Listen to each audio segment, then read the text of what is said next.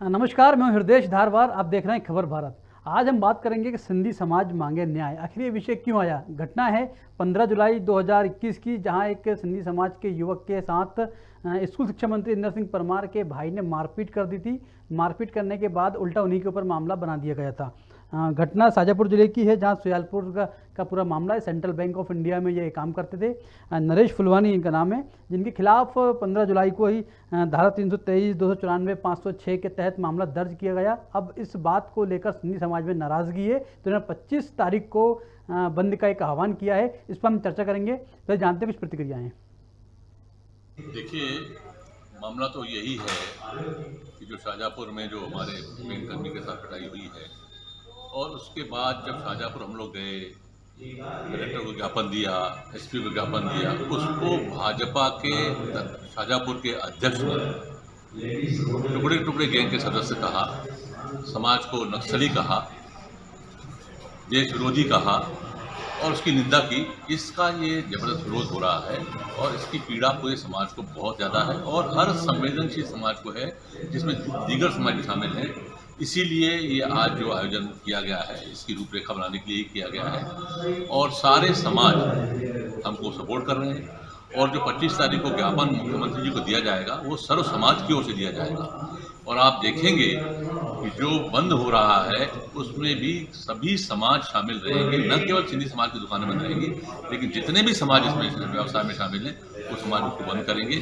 ये जो बंद है ये अपने आप में तारीखी बंद होगी। नहीं, देखिए, ये भ्रम तो सरकार का निकल जाना चाहिए, संगठन का भी निकल जाना चाहिए कि 15 जुलाई की घटना के बाद आज हम 21 सितंबर को बैठे हुए हैं और ये जोश आप देख रहे हैं कि इस समय रात के 10 बजे हुए हैं, 10:30 बजे हुए हैं और आज पूरा खचाखच हाल भरा हुआ है। तो आप समझ सकते हैं कि कितनी समाज को पीड़ा है।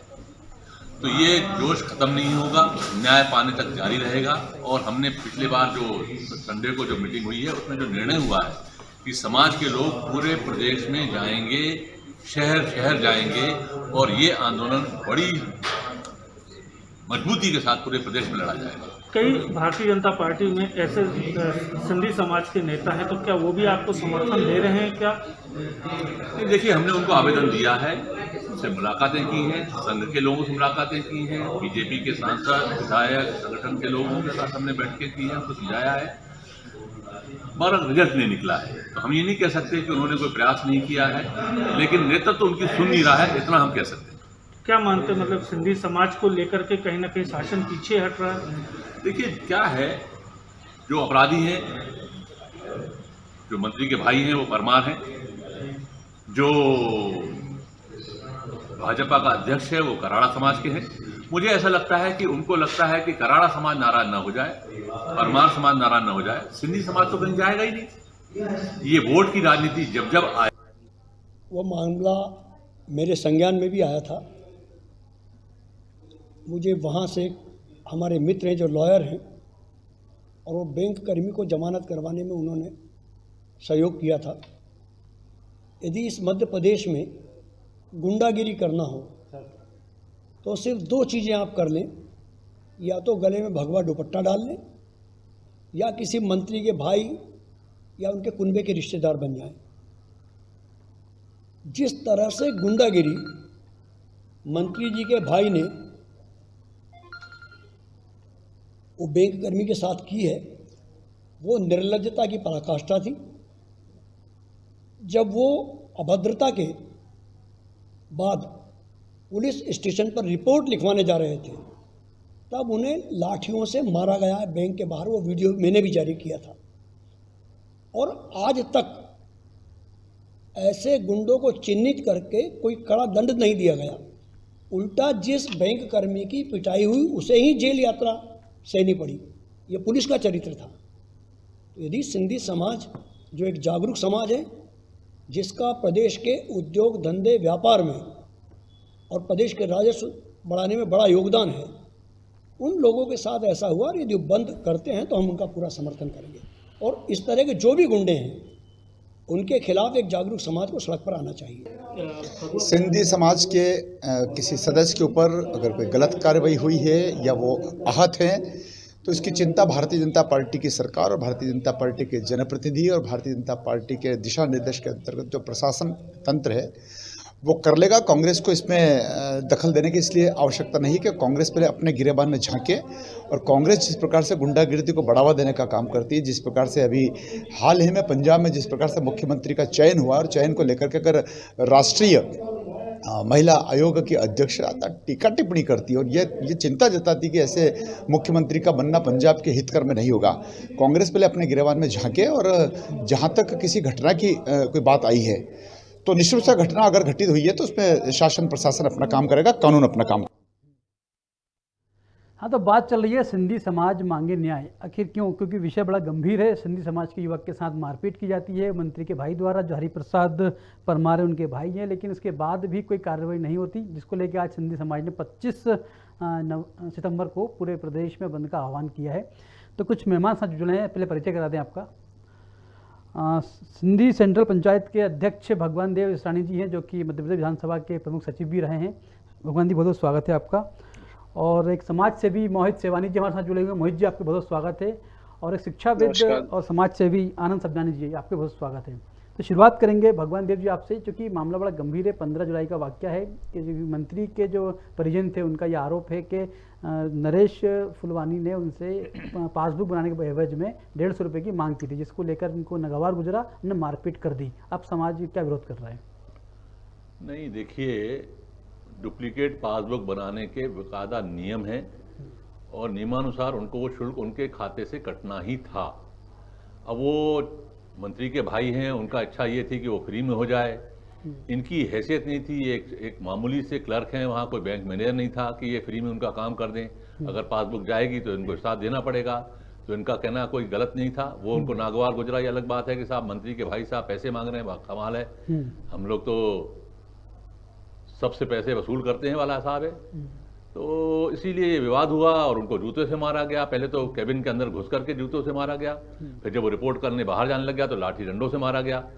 हमारा ये कहना है कि अगर आपके साथ किसी बैंक कर्मी ने गलत पैसा मांगा, रिश्वत मांगी, आप यही कहोगे कि भाई डुप्लीकेट पासबुक के लिए आप 100 रुपये कोई लोन लेने तो तुम गए नहीं थे, 100 रुपये में कोई रिश्वत भी नहीं होती है। तो आपको अगर उसमें नागवार गुजर रहा था, कोई गलत हो रहा था, तो आप उसकी शिकायत करिए, बिल्कुल बैंक के प्रबंधन से करिए, आप पुलिस में जाके शिकायत करिए अगर आपको कोई गलत कर रहा है। लेकिन आप कानून को हाथ में कैसे ले सकते हैं? आप लाठी डंडों से करने वाले कौन होते हैं? और फिर सबसे बड़ी बात यह है कि इंदर सिंह परमार वहां आते हैं, खुद मंत्री जिन्होंने संविधान की शपथ ली है, और वो आकर के उनको माँ बहन की गालियां देते हैं और उनको कहते हैं कि तुम जिंदा यहाँ से नहीं जाओगे। ये कैसा न्याय चल रहा है? ये कैसी व्यवस्था चल रही है? ये बाकी चिंता का विषय है कि मंत्री हैं, मंत्री के भाई हैं, तो क्या खुलेआम गुंडागर्दी करेंगे, खुलेआम मारपीट करेंगे? एक विषय बहुत गंभीर है। आनंद जी, आपका सवाल आपसे लूंगा। जिस तरीके से मामला है, बैंक की पासबुक पे एंट्री नहीं कराने के बाद मारपीट करना आप सिंधी समाज से उतरा है, जो 15 जुलाई का वाकया है, अभी तक क्या संघर्ष आपने किया, क्यों उतरने को मजबूर हुए आप?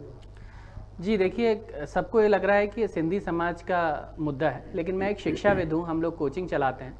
अगर हमारी कोचिंग से पढ़कर कोई बच्चा बैंक में लगता है और बैंक में जाने के बाद बिना किसी कारण के उसके साथ अगर मारपीट होती है तो कहीं ना कहीं निंदनीय है। हम सावधानी कोचिंग परिवार की तरफ से इसकी निंदा करते हैं और हम सड़कों पर भी आए थे।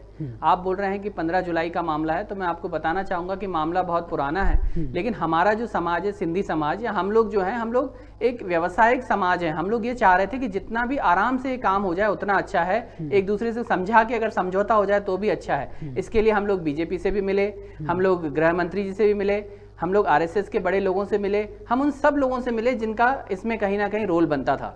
हमने उसके बाद जब कुछ काम नहीं बना तो हमने एक शांतिपूर्ण तरीके से अपना विरोध प्रदर्शन करने के लिए हमने काला दिवस भी मनाया, फिर भी इन पर असर नहीं पड़ा।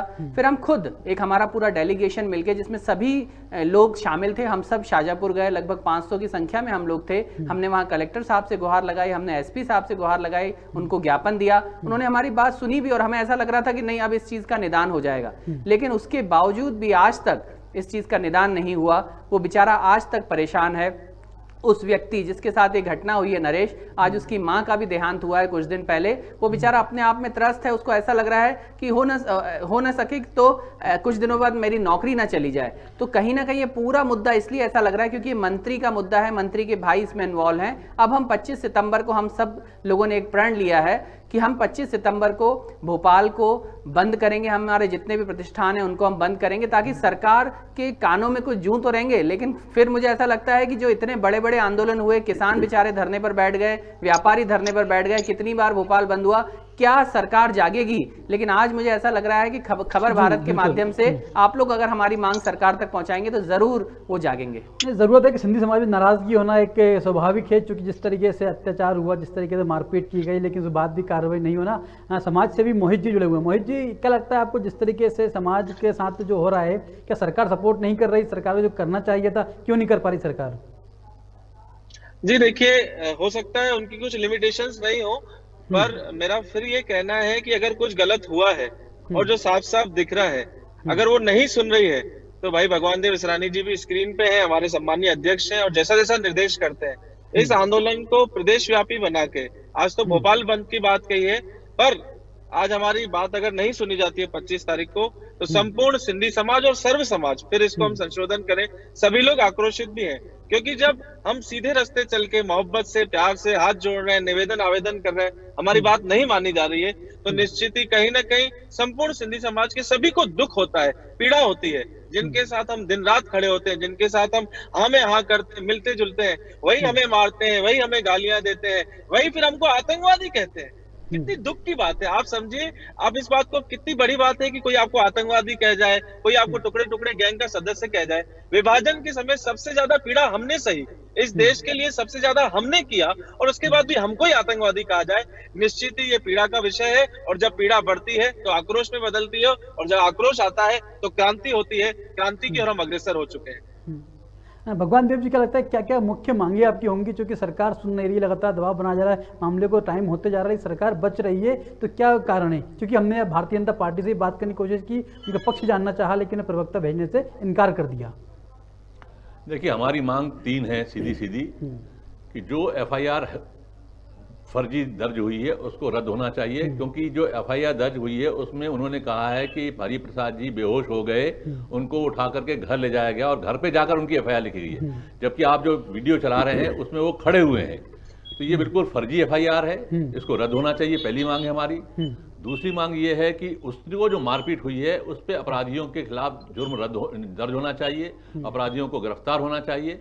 और जो अंबाराम कराड़ा हैं, जो भाजपा के अध्यक्ष हैं शाहजहांपुर के, जिन्होंने सिंधी समाज के डेलीगेशन को टुकड़े टुकड़े समाज और नक्सली, कम्युनिस्ट, आतंकवादी कहा है, उनके खिलाफ सख्त से सख्त कार्रवाई करना चाहिए, उनको बर्खास्त करना चाहिए, ये हमारी मांग है। हाँ, भगवान देव जी, कांग्रेस में पक्ष रखने के लिए त्रिलोक दीपानी जुड़ चुके हैं। त्रिलोक जी, बहुत स्वागत है पहले तो खबर भारत में आपका। क्योंकि जिस तरीके से बात चली, सिंधी समाज मांगे न्याय, क्योंकि एक युवक के साथ मारपीट की जाती है, उल्टा उसके खिलाफ केस दर्ज किया जाता है, क्योंकि वो मंत्री के रिश्तेदार हैं, मंत्री के भाई हैं, सरकार ने कोई कार्रवाई नहीं की। इस मांग को लेकर सिंधी समाज में काफ़ी नाराजगी है, आपका क्या मत है?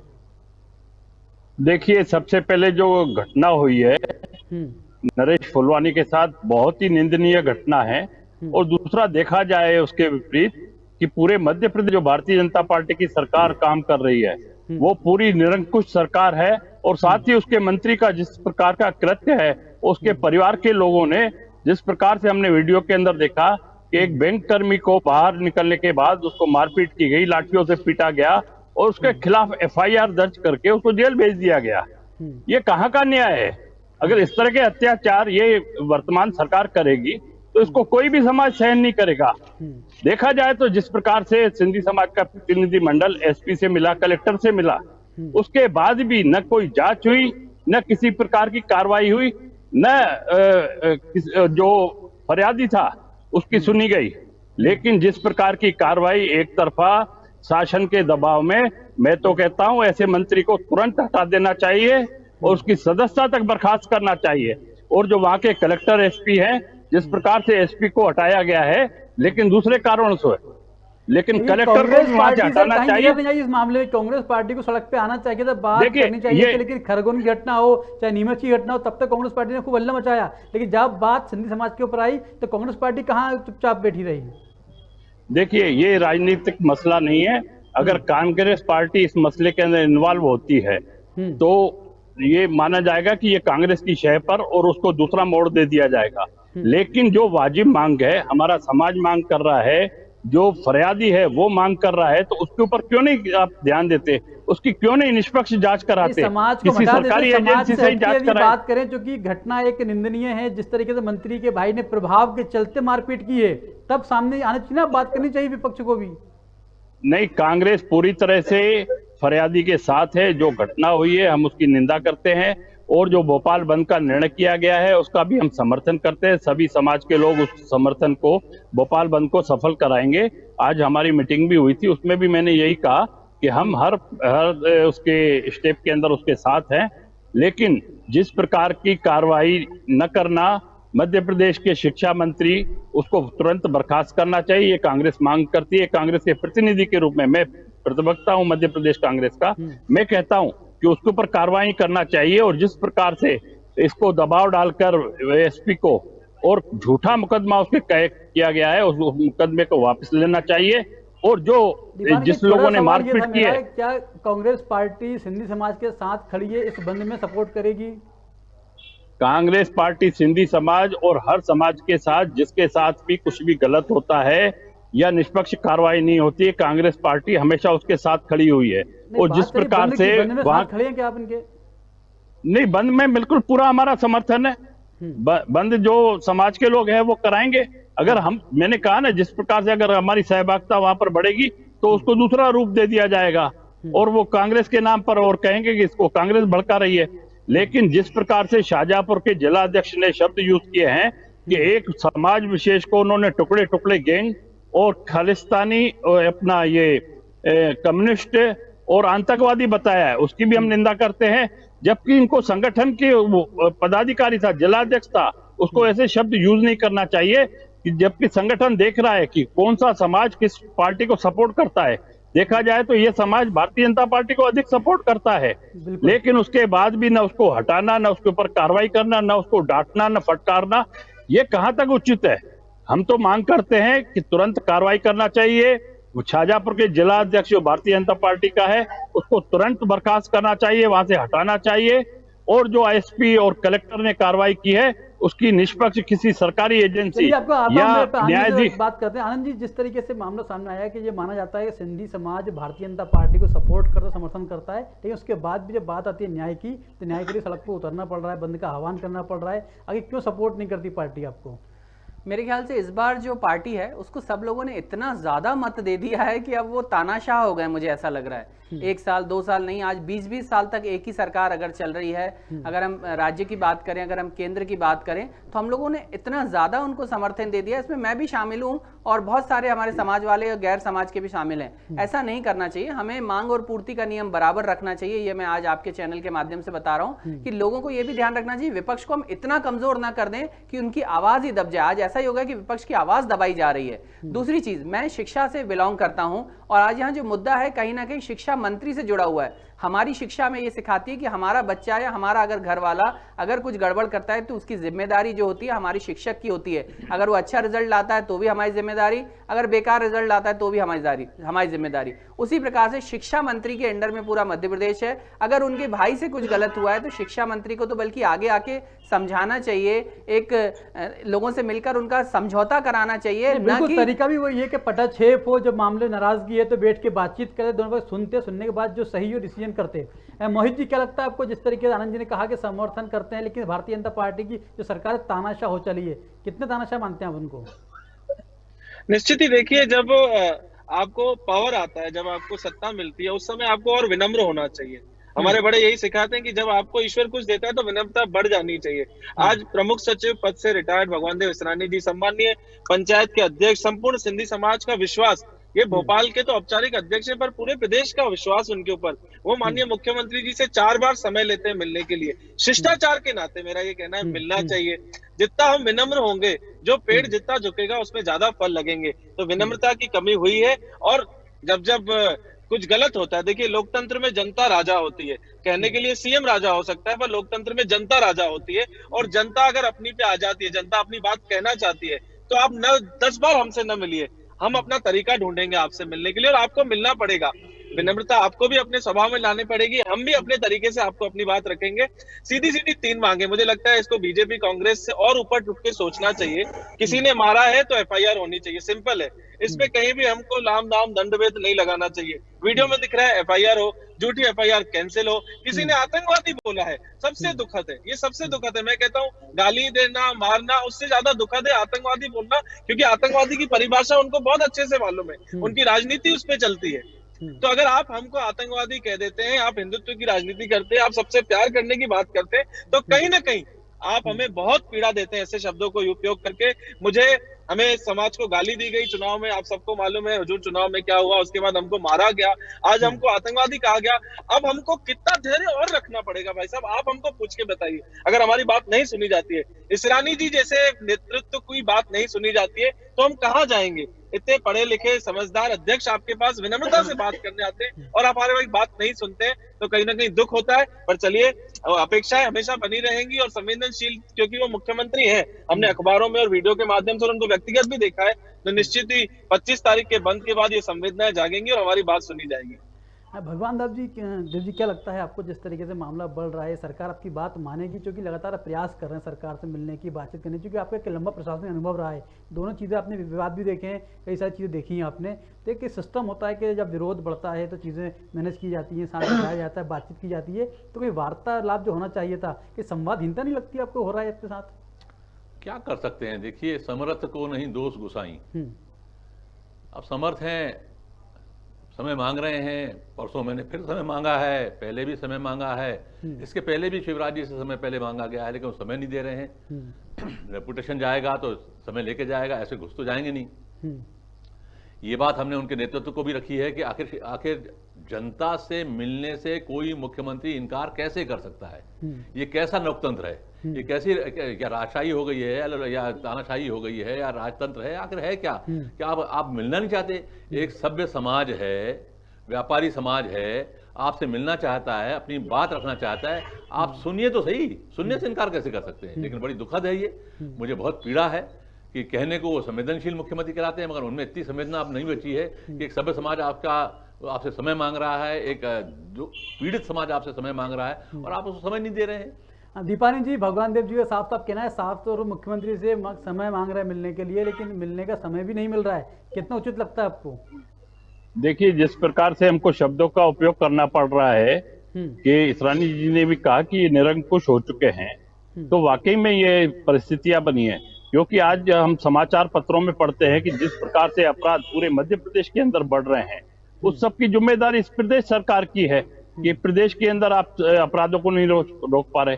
जहां तक आपके मंत्री हैं, उनके परिवार के लोग घटना करते हैं, उसकी भी आप जांच नहीं कराते हैं। जो फर्जी उनके ऊपर एफआईआर की गई है नरेश फुलवानी के ऊपर, तुरंत उनको वापस लेना चाहिए। जब ये गृह मंत्री से मिले और गृह मंत्री ने कहा हम निष्पक्ष जांच कराएंगे और उचित कार्रवाई करेंगे, लेकिन वो कार्रवाई तो ये केवल कहने के लोग हुए हैं और करते कुछ नहीं है। जिस प्रकार से एक समाज को उन्होंने उपेक्षित और नाराज किया है, उसका उनको फल भुगतना पड़ेगा। कि इनको मालूम पड़ेगा कि कौन सा समाज जागरूक समाज है और जहां तक आपके साथ था और अब आपके खिलाफ भी जा सकता है। ये पूरे समाज के अंदर ये संदेश गया है कि जिस प्रकार से सिंधी समाज को प्रताड़ित किया गया है और जिस प्रकार की भारतीय जनता पार्टी से जो इनको अपेक्षाएं रहती है समाज को, वो उनके सुनवाई नहीं कर रहे हैं, तो हम तो इसकी निंदा करते हैं, घोर निंदा करते हैं।